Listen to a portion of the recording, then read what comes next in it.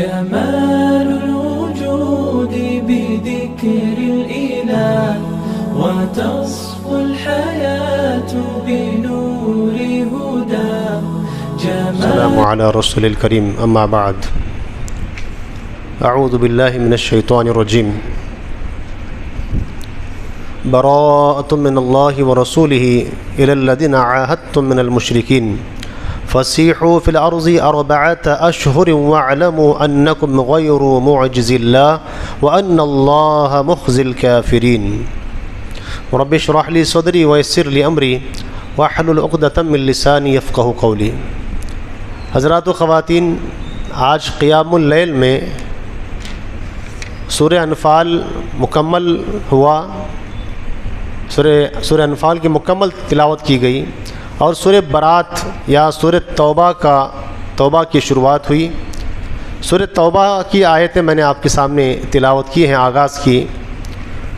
یہ قرآن مجید کی واحد سورت ہے جس میں بسم اللہ نہیں پڑھی جاتی. کیوں نہیں پڑھی جاتی بسم اللہ؟ اور قرآن کریم کے نسخے میں لکھا ہوا بھی نہیں ہے.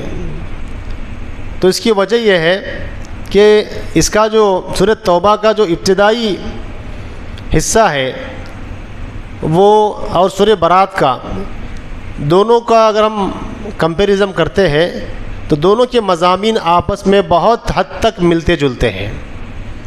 کیا مضامین ہیں؟ اس میں کافروں مشرکوں سے جنگ، معاہدات، صلح اور اسلام کی سربلندی سے متعلق ہدایات اور احکامات پر یہ چیزیں مشتمل ہیں. اس لیے اور اللہ کے نبی صلی اللہ علیہ وسلم نے کبھی اس کو نہیں پڑھا، یعنی بسم اللہ نہیں پڑھا، اور اسی طرح کا دستور پہلے سے ہے. اس لیے جو ہے سورہ توبہ کے آغاز میں بسم اللہ نہیں پڑھا جاتا.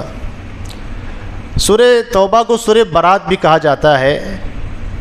تو اس کا کیا پس منظر ہے؟ جیسا کہ میں نے آپ کے سامنے 2 آیتوں کی تلاوت کی ہے جس میں اللہ تبارک و تعالیٰ فرماتا ہے جن مشرکین سے تم نے معاہدے کر رکھے تھے اب اللہ اور اس کا رسول ایسے معاہدوں سے دستبردار ہوتے ہیں. اور اے مشرکوں، تم زمین میں 4 ماہ چل پھر لو اور یہ جان لو کہ تم اللہ کو عاجز نہیں کر سکتے، اور اللہ یقیناً کافروں کو رسوا کرنے والا ہے. رمضان 8 ہجری میں مکہ فتح ہوا. مکہ فتح ہونے کے بعد اپنے آپ جتنی پابندیاں تھیں، جتنے معاہدے تھے وہ سب ختم ہو گئے. انہیں صلح حدیبیہ کا جو معاہدہ ہوا تھا اس کی بہت سارے الگ الگ جو ہے مضامین، بہت سارے اس کی قرارداد تھی کہ آپ نے سنا بھی ہے بارہا کہ مسلمان اگر وہاں سے مسلمان ہو کر اگر مکہ آتا ہے تو مکہ سے وہ واپس نہیں جا سکتا. اگر مکہ سے کوئی شخص وہاں جاتا ہے تو اس کو بھیجنا پڑے گا مکہ کی طرف. ایسی بہت سارے کچھ 15 یا 16 یا بہت سارے کچھ ایسی چیزیں تھیں، ایگریمنٹس تھے. تو جیسے مکہ فتح ہوا یہ پورے ایگریمنٹس ختم ہو گئے.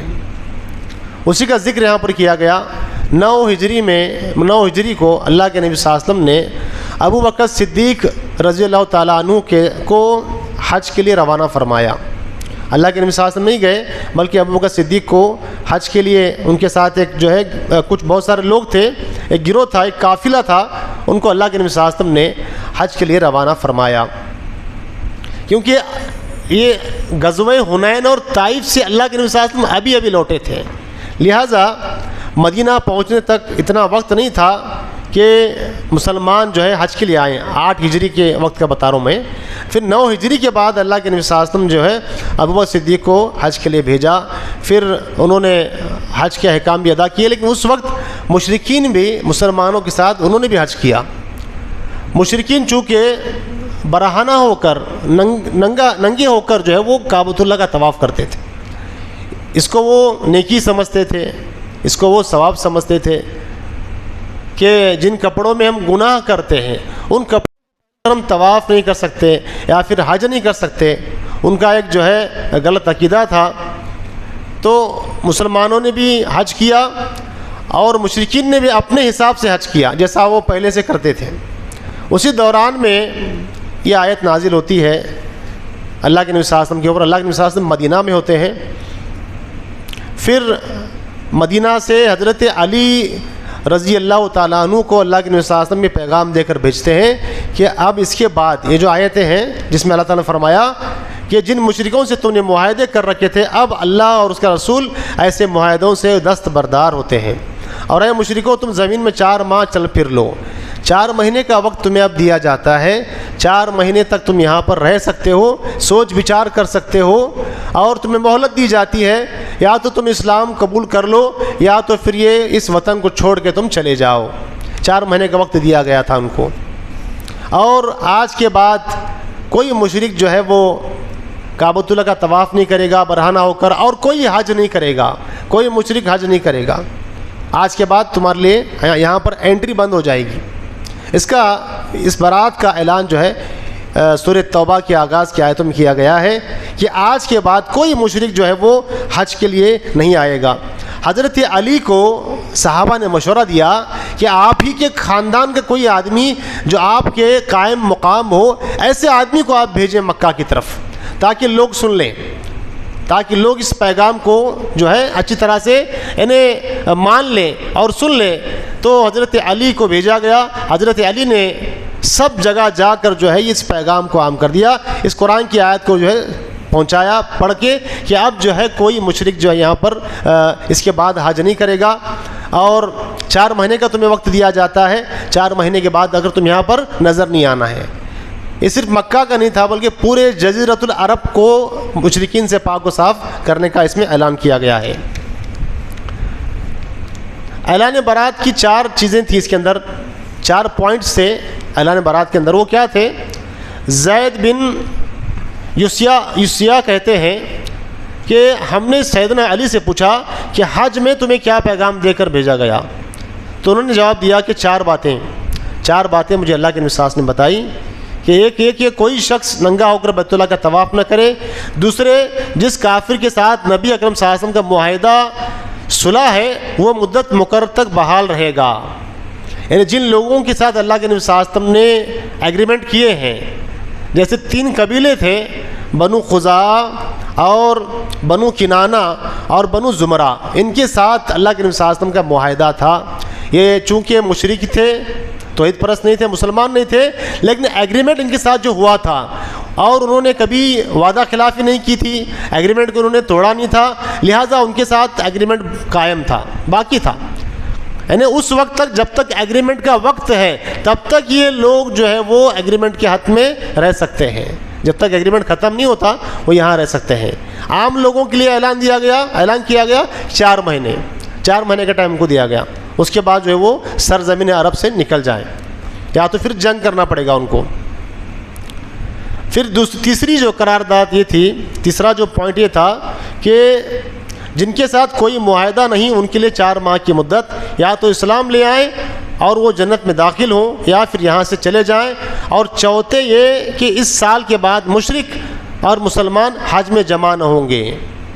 یہ ترمذی کی روایت ہے کہ مشرک، چوتھا جو پوائنٹ یہ تھا کہ مشرک اور مسلمان اب اس کے بعد حج میں جمع نہیں ہوں گے، یعنی مشرکین حج نہیں کر سکیں گے۔ سیدنا علی کہتے ہیں کہ میں نے اللہ کے نبی صلی اللہ علیہ وسلم سے حج اکبر کے دن کے متعلق پوچھا، قرآن اس میں جو ہے آگے کی آیت میں حج اکبر کا ذکر آیا ہے، تو اللہ کے نبی صلی اللہ علیہ وسلم سے پوچھا حضرت علی نے کہ حج اکبر کیا ہے؟ قربانی کا دن۔ اللہ کے نبی صلی اللہ علیہ وسلم نے فرمایا کہ قربانی کا دن جو ہے وہ حج اکبر ہے۔ اس کے بعد جو ہے سورہ برات کے اندر اور بھی بہت ساری چیزیں ہیں۔ اللہ کے نبی صلی اللہ علیہ وسلم یعنی اللہ تعالیٰ نے جو ہے یہ حکم دیا کہ ان لوگوں کے ساتھ، جن لوگوں کے ساتھ میں نے معاہدہ کیا ہے، 4 مہینے کا وقت ان کو دیا جاتا ہے، 4 مہینے کے بعد جو ہے تم ان سے جنگ کرو یہاں تک کہ وہ ایمان لے آئیں۔ اگر وہ ایمان لے آتے ہیں، نماز قائم کرتے ہیں اور زکوٰۃ دینے لگتے ہیں تو پھر ان کے اوپر تم کوئی زبردستی نہیں کر سکتے، پھر وہ تمہارے دینی بھائی ہیں۔ جیسا کہ ابو بکر صدیق رضی اللہ تعالیٰ عنہ کے دور میں کچھ لوگ ایسے تھے جنہوں نے زکوٰۃ دینے سے انکار کر دیا تھا۔ تو زکوٰۃ جو ہے یہ بنیادی رکن ہے دین اسلام کا۔ ایک انسان نماز تو پڑھ رہا ہے اور توحید کا اقرار بھی کرتا ہے، اگر وہ زکوٰۃ کا انکار کر دیتا ہے، وہ کہتا ہے کہ میں زکوٰۃ نہیں دینے والا، کیونکہ ابو بکر صدیق رضی اللہ عنہ کے دور میں ایسا ہی ہوا تھا، وہ لوگ نماز بھی پڑھتے تھے اور توحید پرست بھی تھے، لیکن زکوٰۃ کا انہوں نے انکار کر دیا۔ جیسے اللہ کے نبی صلی اللہ علیہ وسلم کا انتقال ہو گیا، ابوبکر صدیق خلیفہ بنائے گئے، تو زکوٰۃ کا ان لوگوں نے انکار کر دیا۔ ابوبکر صدیق رضی اللہ تعالیٰ عنہ نے ایسے لوگوں کے بارے میں جنگ کرنے سے متعلق مجلس شورا طلب کی، ایک مجلس بلائی انہوں نے کہ اب ان کے ساتھ جنگ کرنا پڑے گا، کیونکہ زکوٰۃ سے انہوں نے انکار کر دیا ہے۔ اور ایسے نازک حالات میں مانعین زکوٰۃ کے خلاف جہاد کرنے کے متعلق مشورہ کیا کہ ان کے ساتھ اسی طرح سے ہم جنگ کریں گے جس طرح سے مشرکین سے جنگ کی جاتی ہے۔ اس مجلس میں اکثر صحابہ نے حالات کی نزاکت کے پیش نظر کہا کہ نہیں جانے دو، لوگ جو ہے ابھی اللہ کے نبی صلی اللہ علیہ وسلم کا انتقال ہوا ہے ابھی اور لوگوں پر اتنی سخت کارروائی آپ مت کریں، اس طرح سے ان کو مشورہ دیا گیا، لیکن انہوں نے اس مشورے کو قبول نہیں کیا۔ وہ کہتے ہیں کہ یہ لوگ کلمہ بھی پڑھتے ہیں، نماز بھی پڑھتے ہیں، ان کے ساتھ جنگ کیسا کریں گے آپ؟ تو ابوبکر صدیق رضی اللہ عنہ نے اسی آیت سے استدلال کر کے شورا پر ثابت کر دیا کہ اسلام کے دعوے کی صداقت کے لیے جیسے نماز کی ادائیگی شرط ہے، ویسے ہی زکوٰۃ کی ادائیگی بھی شرط ہے۔ تو اس آیت کریمہ کو پڑھ کے ابوبکر صدیق رضی اللہ عنہ نے بتایا کہ یہ آیت کریمہ اس کے لیے دلیل ہے۔ نماز جس طرح سے شرط ہے دائرہ اسلام میں داخل ہونے کے لیے، ایمان والے ہونے کے لیے، اسی طرح سے زکوٰۃ بھی شرط ہے۔ اگر زکوٰۃ کا انکار کوئی کر دیتا ہے تو گویا اس کے ساتھ میں اس طرح سے جنگ کروں گا جس طرح سے کافروں کے ساتھ یا مشرکین کے ساتھ جنگ کی جاتی ہے۔ اور بھی بہت ساری باتیں جو ہے سورہ برات کے اندر، سورہ توبہ کے اندر آئی ہیں، کچھ صحابہ کا بھی تذکرہ آیا ہے۔ بہرحال بہت زیادہ وقت اس کے لیے لگتا ہے، میں سمجھتا ہوں کہ اتنا کافی ہے آج کے لیے۔ انشاءاللہ آئندہ آپ کے سامنے مزید باتیں میں عرض کروں گا، اور بھی بہت ساری الحمدللہ ہمارے پاس وقت ہے، لیکن تاکراتوں میں وغیرہ تفصیلی طور پر ہم انشاءاللہ ان چیزوں کے متعلق جو ہے بحث کریں گے یا آپ کے سامنے تفصیل لے کر آؤں گا انشاءاللہ۔ ابھی جو اتنے پر ہی اکتفا کرتا ہوں۔ اللہ تعالیٰ سے میں دعا کرتا ہوں اللہ تبارک و تعالیٰ ہم تمام کو کہنے اور سننے سے زیادہ عمل کی توفیق عطا فرمائے۔ وآخر دعوانا ان الحمدللہ رب العالمین۔